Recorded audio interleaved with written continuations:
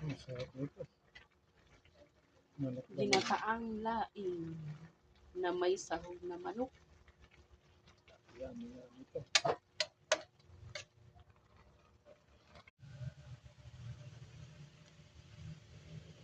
Purong lata. Purong.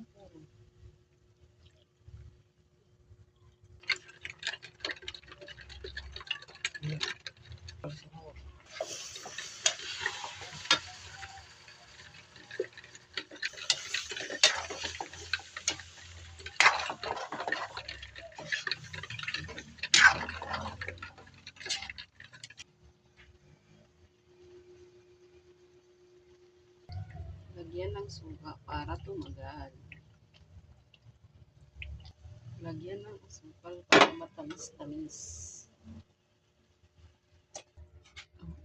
Cooking